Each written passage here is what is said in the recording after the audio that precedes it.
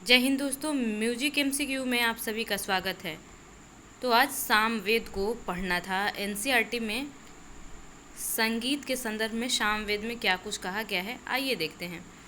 सामवेद ऐतिहासिक दृष्टि से देखें तो वैदिक कालीन सभ्यता में सामवेद का गान किए जाने के लिखित साक्ष्य मिलते हैं, जिसके साथ अनेक वाद्यों का वादन भी किया जाता था। ऋग्वेद की ऋचाओं में से गए ऋचाओं को संकलन के फलस्वरूप सामवेद की रचना हुई है।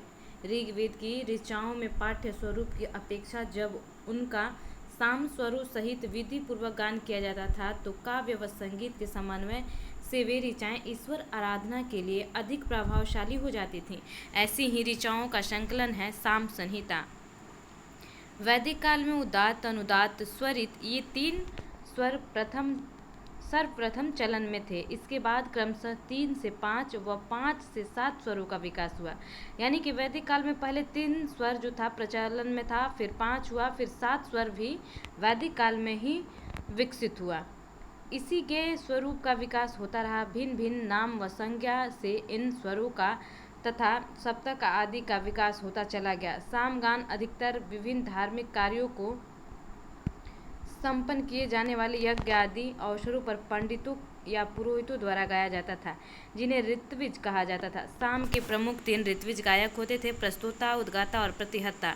प्रमुख गायक उद्गाता होता था, प्रस्तोता व प्रतिहता उसके सहायक होते थे। आज भी धार्मिक अनुष्ठानों में मंत्रोच्चारण की रीति चली आ रही है।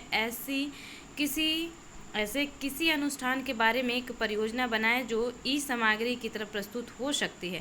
प्राचीन साहित्य का अध्ययन करने पर एक और बात ज्ञात होती है। प्रारंभ से ही संगीत की 2 धाराएं साथ साथ चलती आ रही हैं।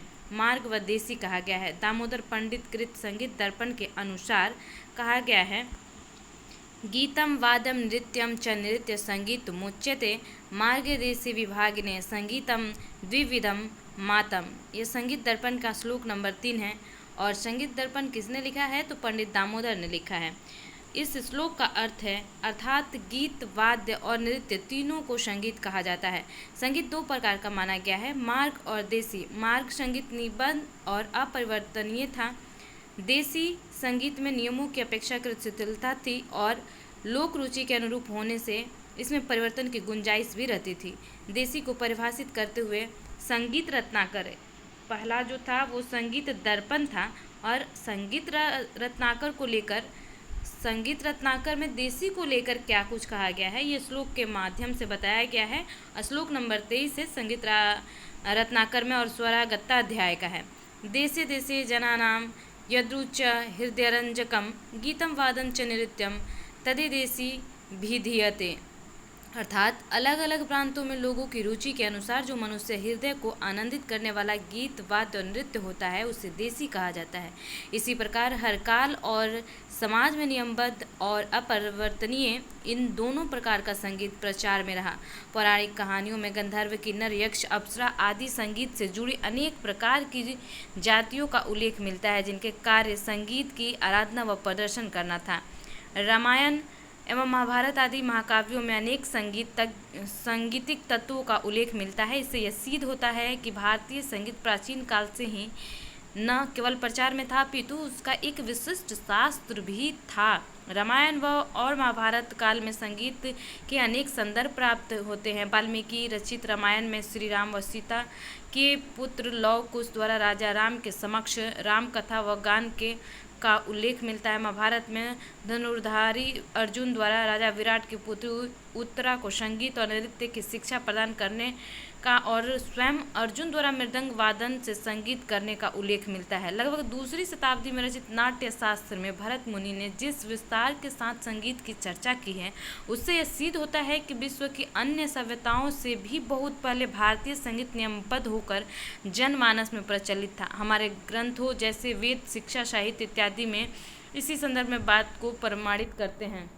भरतकृत नाट्य शास्त्र प्राचीन काल के उपलब्ध ग्रंथों में से एक महत्वपूर्ण ग्रंथ है। नाटक या नाट्य कला के संदर्भ में गायन, वादन व नृत्य की प्रधानता के कारण इसे नाट्य वेद भी कहा गया है।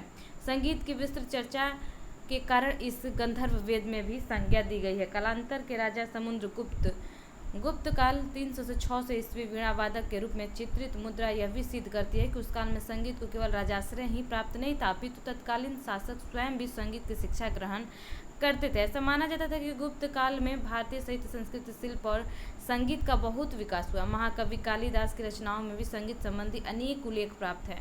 सम्राट हर्षवर्धन एवं स्वयं एक उत्कृष्ट गायक थे और उनके दरबार में नृत्य, गीत व संगीत के उत्कृष्ट प्रयोग व प्रदर्शन होते थे। हर्षवर्धन की बहन राजश्री भी संगत में निपुण थी।